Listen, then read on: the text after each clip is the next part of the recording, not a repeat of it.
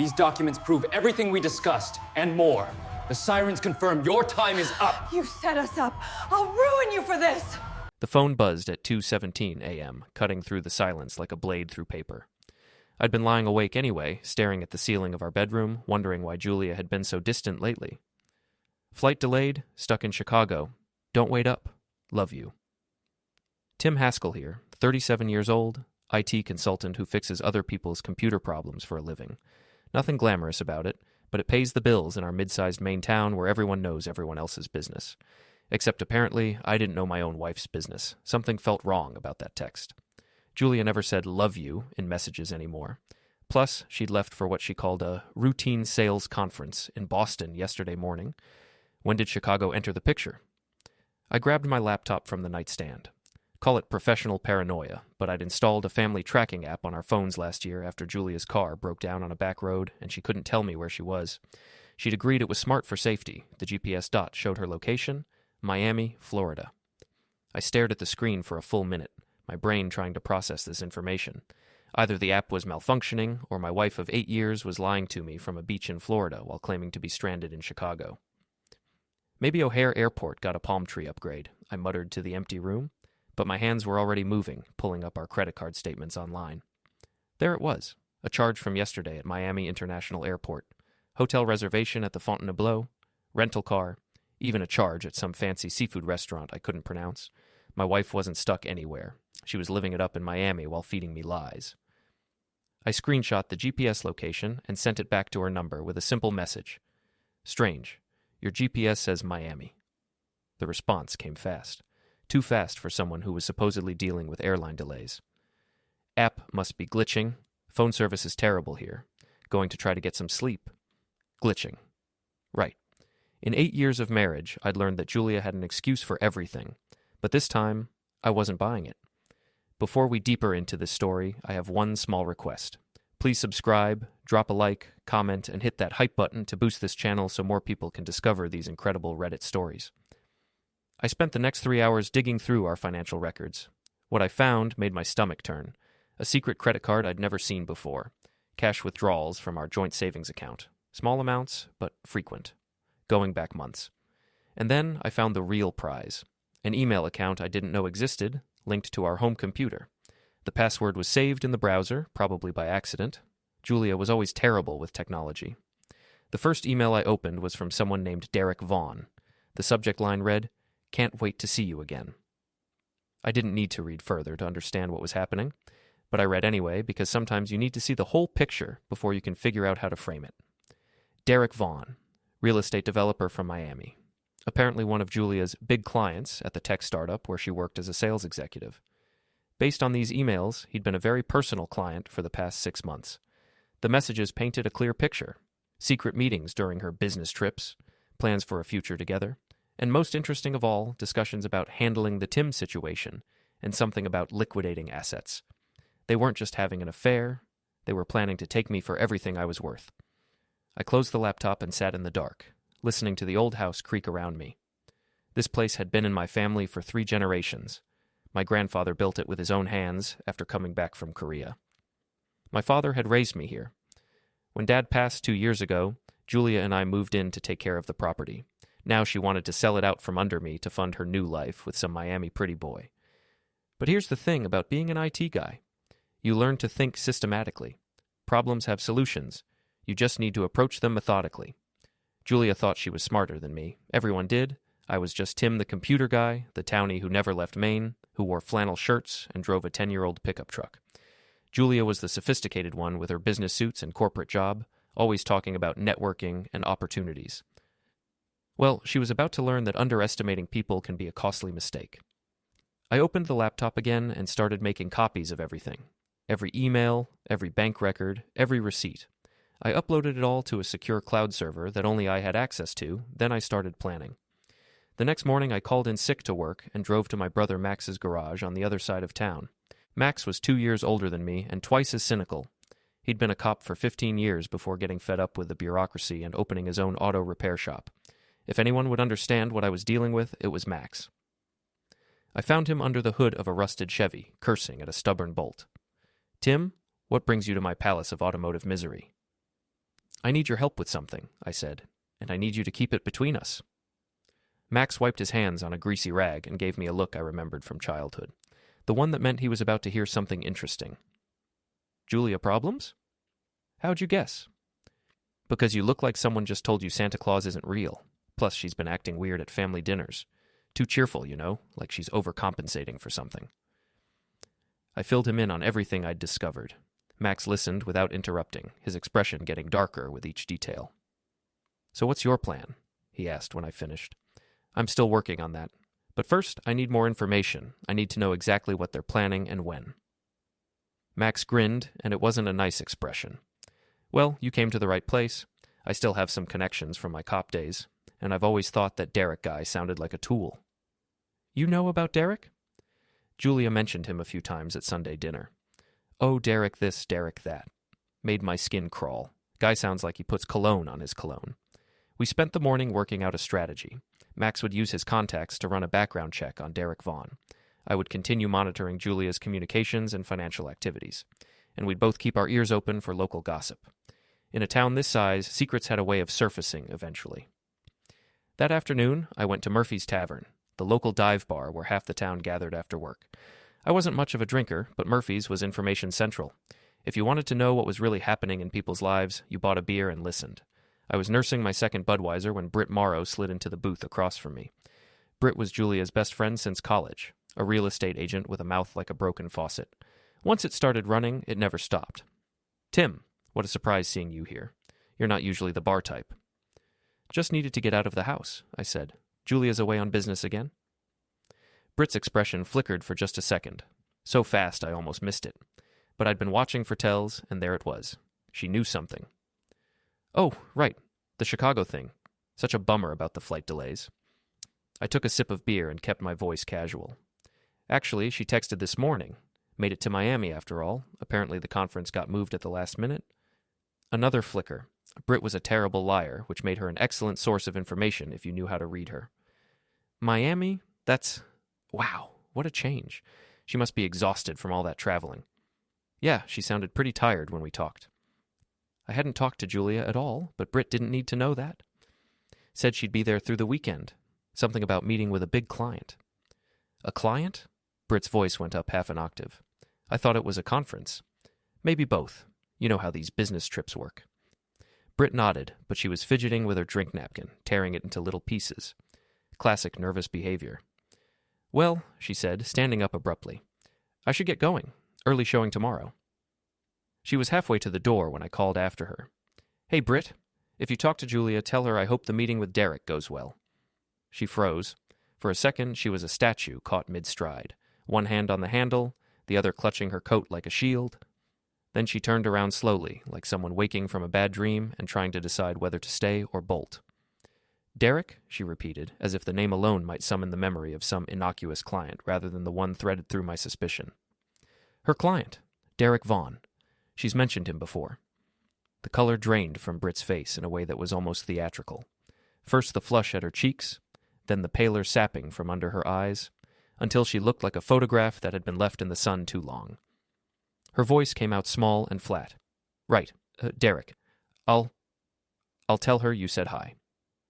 She practically ran out of the bar, the click of her heels a staccato punctuation on the wooden floor as she disappeared into the night. I watched her go for a beat longer than necessary, registering the telltale slump of someone trying to decide if what they'd heard should be relayed verbatim, edited, or buried entirely. I finished my beer with the casual reverence of a man closing a file. The foam lingered on my upper lip for a moment before I wiped it away and headed to my car. The drive home was short, the streets oddly empty for that hour, and the city lights smeared themselves across the windshield like watercolors. I felt a small, tight satisfaction settle over me. Not the triumph of revenge, but the quiet click of one more piece lining up on the board. Britt definitely knew about the affair. That fact alone shifted the geometry of everything. Knowledge is leverage, and knowledge spread across a web makes the web taut. Britt's awareness meant two possibilities. She was complicit, or Julia had confided in her. Either path mattered. If Britt was complicit, she was active in the scheme, an accomplice in whatever narrative had been stitched together to push me out and subsidize whatever came next. If Julia had told her, that meant Julia had begun to build a cast of confidants, people who could validate her story or amplify it when needed. Either way, Britt was now a weak link, someone with access to information who might, with a small nudge or the wrong amount of pressure, become a liability for them both. That evening, my phone buzzed with a message from Julia. "Conference going well. Might extend through Monday. Miss you." It read like the conventional domestic reassurance of a partner traveling on business, an innocuous little ellipsis meant to soften the distance. I typed back without thinking too hard. "Miss you too. Hope the weather in Miami is nice." It was casual, almost indifferent, the kind of reply you send when you're both used to the absence and want to signal normalcy. There was no flurry of response this time, no string of heart emojis, no follow-up about when she might be home. The silence that followed felt thicker than the message itself, like a pause in a conversation where someone has changed the subject and left the room. Julia came home Tuesday afternoon smelling faintly of sunscreen and conference coffee, with a tan that sliced through her blouse at the collarbone. She moved through the apartment with practiced ease, kiss, laugh, a quick recounting of panels and networking dinners. "Conference was incredibly productive," she told me, breezing over the word productive as if it were an automatic, universally understood adjective. She brought me a t-shirt from the Boston airport gift shop, an oddly specific token that the brain instantly catalogs. Souvenir, cover, lie with a dash of souvenir. It felt like a prop in a play, something to hang on a peg and call proof. "How was Chicago?" I asked, taking the shirt and accepting a kiss on the cheek as she leaned past me toward the kitchen. "Exhausting," she said, rolling her eyes in a way that was practiced to perfection. "You know how those delayed flights mess up your whole schedule?" "Must have been sunny for Chicago in March," I said, nodding toward her tan and the faint lines where a swimsuit had been. She didn't blink. "Oh, that... The hotel had an amazing indoor pool area with those UV lamps. I spent some time there during the layover." She was good, slick, practiced, the kind of storyteller who knows where to put in a detail that sounds plausible and keeps you from asking for a receipt. I had to admire the performance even as a part of me catalogued it with suspicion. Not good enough, though. People who lie well often leave the same fingerprints. Small inconsistencies, borrowed details, the occasional overcorrection. Over the next days, I played the role of the oblivious husband with as much skill as she played the part of the globe-trotting career woman. I smiled at dinner, asked about panels, commented on jet lag, but privately I watched her communications.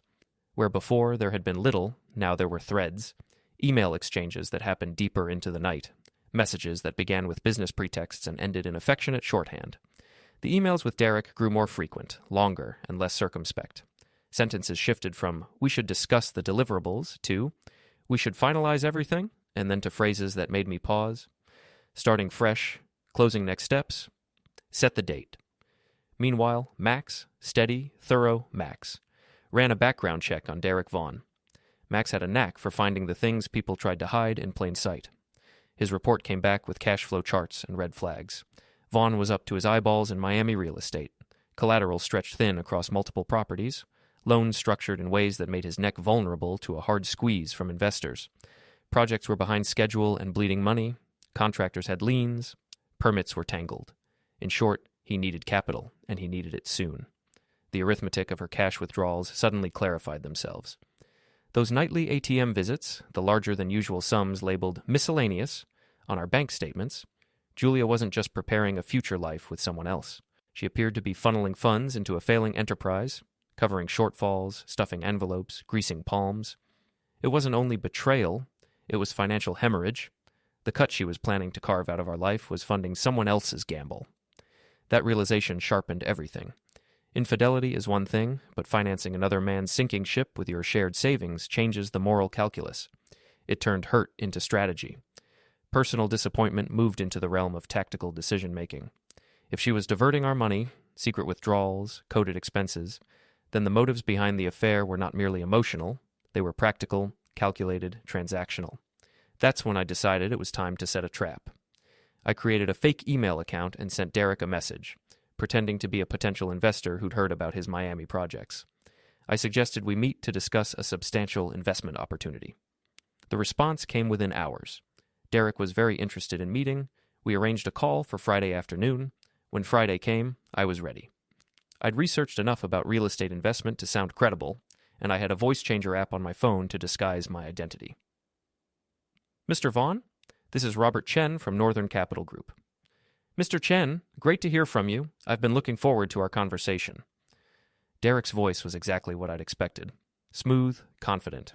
with just a hint of desperation underneath. He spent 20 minutes pitching his various projects, emphasizing the potential returns and downplaying the risks. "The Miami market is absolutely on fire right now," he said. "These properties are going to triple in value within 2 years." "It sounds very promising," I said. "I'm particularly interested in the timeline. When would you need the initial capital injection?" "Well, we're looking at moving pretty quickly. I have some personal investors lined up, but we could use additional backing to really accelerate the timeline. I'm actually expecting a significant commitment from one of my partners next month." "A partner?" "Someone I work with regularly. She's liquidating some assets to free up capital. Very savvy investor." She. Liquidating assets. It didn't take a genius to figure out who he was talking about. "That's excellent," I said. "I'd love to meet in person to discuss the details. Are you planning to be in the Boston area anytime soon?" "Actually, I'll be in Maine next week. Business meeting, we could arrange something then."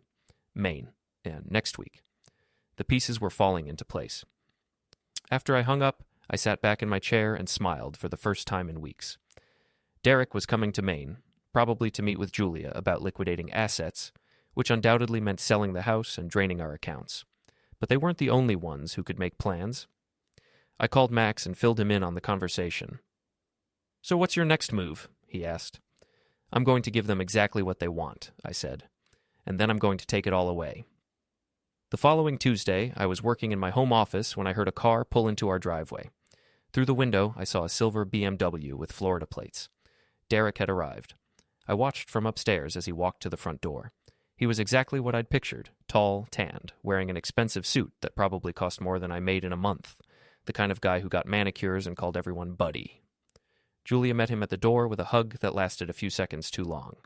They went into the kitchen, where I could hear the murmur of conversation but couldn't make out specific words.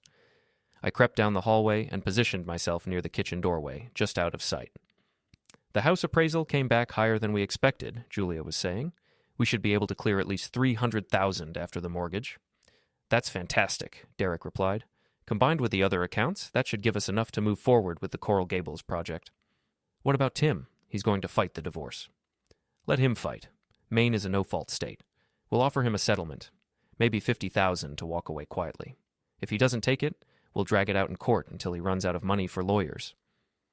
"I feel bad about the house," Julia said. "It's been in his family for generations."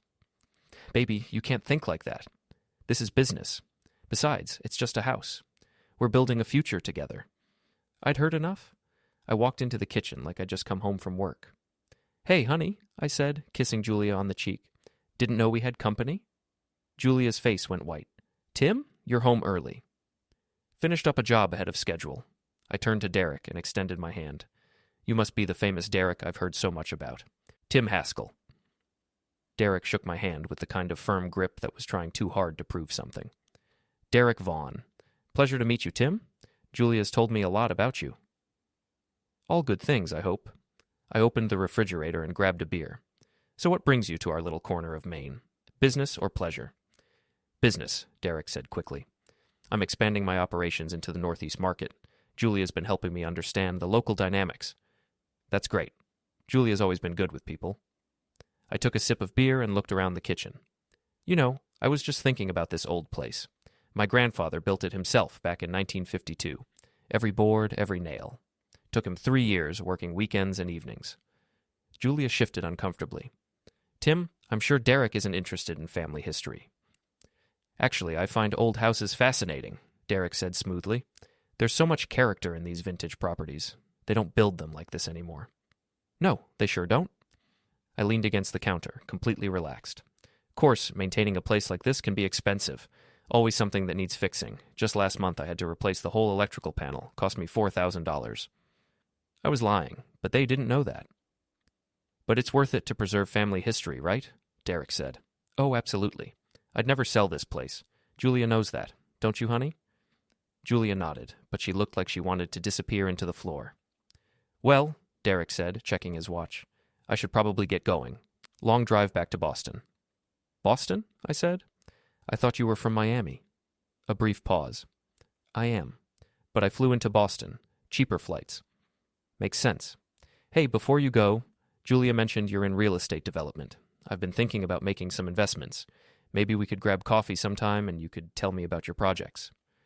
Derek's smile looked strained. Sure, that sounds great. I'll have Julia set something up. After he left, Julia and I stood in the kitchen in silence for a long moment. So, I said finally, how long has this been going on? What do you mean? Come on, Julia, I'm not stupid. The secret trips, the mysterious phone calls, the way you look at him. How long? She sat down at the kitchen table and put her head in her hands. 6 months. And you're planning to leave me. It wasn't a question, but she nodded anyway. The house too, I suppose. Sell it and split the proceeds. Another nod. I finished my beer and set the empty bottle on the counter. Well, I appreciate your honesty. Finally. Tim, I never meant for it to happen this way. Save it, I said. I've heard enough lies to last me a lifetime. I walked out of the kitchen, leaving her sitting there alone. That night, Julia slept in the guest room. The next morning, she tried to have a conversation about working things out and going to counseling, but we both knew it was too late for that. What she didn't know was that I'd been busy. While she was at work, I'd visited a lawyer, not just any lawyer, but Tom Morrison, who'd been my father's attorney and knew every detail about the house and its ownership history. Turns out there were some interesting clauses in the original deed that Julia and her boyfriend hadn't considered. I'd also made some phone calls to Derek's business associates in Miami. Amazing what you can learn when you pretend to be a potential investor doing due diligence. The picture that emerged wasn't pretty. Derek Vaughn was in serious financial trouble. 2 of his major projects were facing foreclosure. He owed money to some very impatient creditors. He needed Julia's money not just for new investments, but to keep his existing empire from collapsing. Which gave me an idea. Thursday evening, Julia came home to find me sitting at the kitchen table with a stack of papers in front of me. We need to talk, I said. She sat down across from me, looking nervous. I've been doing some research on your boyfriend, I began. Interesting guy. Did you know he's about to lose everything? His Coral Gables project is 3 months behind schedule and $2 million over budget.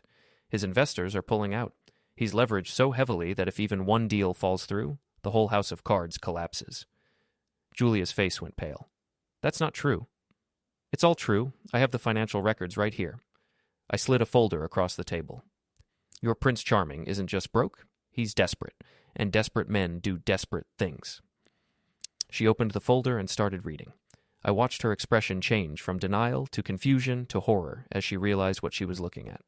He told me his business was thriving, she whispered. He lied, just like you've been lying to me. I leaned back in my chair. The question is, what are we going to do about it? What do you mean? I mean you have a choice to make. You can go ahead with your plan to destroy our marriage and sell our home to fund his failing business, or you can help me make sure he gets exactly what he deserves. Julia looked up from the papers. What are you talking about? I smiled, and it wasn't a nice smile. I'm talking about justice, Julia. I'm talking about making sure that people who lie and cheat and steal get what's coming to them. Tim, you're scaring me. Good. You should be scared, because tomorrow Derek is coming back to Maine to finalize your little arrangement. And when he gets here, he's going to find out that some games have consequences. I stood up and walked toward the door, then paused and looked back at her. By the way, I've changed the locks, and I've moved all our joint accounts into my name only. Turns out there were some irregularities in the signatures on your recent withdrawals. The bank was very concerned about potential fraud. Julia's mouth fell open. You can't do that? I already did. You want to steal from me? You want to sell my family's home? You want to destroy everything we built together? I shrugged. Fine, but you're going to do it with nothing but the clothes on your back. I left her sitting there and went upstairs to pack her things. Friday morning arrived gray and cold, typical March weather in Maine. I'd barely slept, but I felt more awake and alert than I had in months. Today was the day everything would be settled. Julia had left early, claiming she had to work, but I knew she was meeting with Derek to figure out their next move. Let them plan. I was ready for whatever they threw at me. Around noon, Max showed up at the house with a thermos of coffee and a grim smile. You sure about this? He asked. I've never been more sure of anything in my life. We didn't have to wait long. At 1:30, the silver BMW pulled into the driveway again, followed by Julia's Honda. They sat in their cars for a few minutes, probably discussing strategy before walking to the front door together. I let them knock 3 times before answering. Well, well, I said. The gang's all here. Julia pushed past me into the living room. Tim, we need to talk. I'm listening. Derek followed her inside, trying to look confident but failing. Up close, I could see the stress lines around his eyes, the slight tremor in his hands. He was barely holding it together. "Look, Tim," he said, "I know the situation is complicated, but we're all adults here. We can work something out that's fair for everyone." "Fair?" I laughed. "You want to talk about fair? You've been sleeping with my wife for 6 months, planning to steal my house and draining my bank accounts to prop up your failing business empire, and you want to talk about fair?" Derek's composure slipped for a moment. "I don't know what you think you know. I know everything." I walked over to the coffee table and picked up a thick manila envelope. "Financial records from your Miami projects, email correspondence between you and Julia, bank records showing the money transfers, phone records, hotel receipts. I even have photos of you two together in Miami, courtesy of some very helpful hotel staff who remember generous tips." I dumped the contents of the envelope on the coffee table, papers scattered everywhere, bank statements, printed emails, photographs, legal documents. Julia stared at the pile of evidence, her face ashen. How did I find out? Julia, I fix computer systems for a living. Did you really think you could hide a digital trail from me?" Derek was frantically shuffling through the papers, his face getting redder by the second. "This is invasion of privacy. You can't use any of this." "Actually, I can, especially the financial fraud part. See, when you use someone else's money without their permission, that's called theft. And when you forge signatures on bank documents, that's called fraud. Both are felonies." "I never forged anything," Julia protested. "Really?" I pulled out a bank withdrawal slip and held it up. "This is your signature from last month, withdrawing $5,000 from our joint savings. Except you were in Miami that day, remember? The timestamp on this document shows it was processed at 2:15 p.m. at our local branch. But your credit card records show you were having lunch at Joe's Stone Crab at exactly the same time." Julia grabbed the paper and stared at it. "I don't understand. I never signed this." I looked at Derek, who had gone very quiet. Care to explain how Julia's signature ended up on a withdrawal slip when she was 1,000 miles away? The silence stretched out for a long moment. Finally, Derek cleared his throat.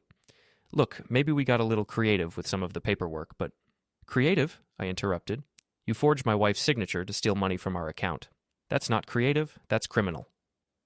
Julia turned to stare at Derek. "You told me you had power of attorney to handle the transfers. I was protecting you. You said you didn't want to deal with the financial details. By committing fraud?" They were turning on each other, exactly as I'd hoped. I sat back and watched the show. "This is rich," I said. "The two people who were planning to screw me over are now screwing each other over. There's poetry in that." Derek stood up abruptly. "I don't have to listen to this. Julia, we're leaving." "Actually," I said, "you're not." I pulled out my phone and hit a speed dial number. "Hi, this is Tim Haskell. I'd like to report a theft and fraud in progress at my home address." Derek lunged for the phone, but Max stepped into the room from the kitchen where he'd been waiting. At 6'3" and 250 pounds, Max was an imposing presence. "I wouldn't do that if I were you," Max said calmly. Derek backed away, his hands shaking. "You can't prove anything." "I can prove everything," I said. "Bank fraud, identity theft, conspiracy to commit theft, and that's just the financial crimes. We haven't even talked about the tax evasion issues with your Miami properties." "What tax evasion?" Julia asked. I smiled. "Oh, didn't he tell you? Your boyfriend has been skimming money from his construction projects and hiding it in offshore accounts. The IRS is very interested in having a conversation with him." That last part wasn't true, but Derek didn't know that. The look of panic on his face told me everything I needed to know. "You're lying," he whispered. "Am I?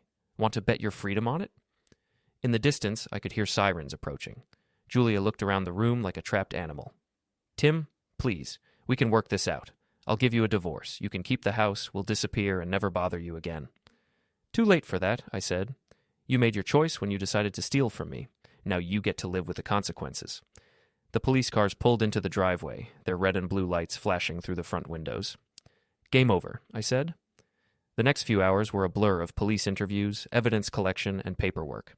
By evening, both Julia and Derek were in custody. Julia for conspiracy and accessory to fraud, Derek for bank fraud, identity theft, and a dozen other charges. I sat on my front porch with Max, watching the last police car disappear down the street. "Think they'll do time?" Max asked. "Derek will. Julia might get probation if she cooperates." I took a sip of beer. "Either way, they're both finished." "And you? What's next?" I looked around at the house my grandfather had built, the land my family had worked for 3 generations. It was mine again. Truly mine. "I'm thinking about taking a vacation," I said. Maybe Miami. I hear the weather's nice this time of year. Max laughed. You're a cold man, Tim Haskell. No, I said. I'm just a man who believes in consequences. Julia's flight got delayed, all right? Delayed straight into a federal prison cell. Trips canceled, so's her future. The sun was setting over the Maine woods, painting the sky in shades of red and gold. It was going to be a beautiful evening, and for the first time in months, I was going to sleep well.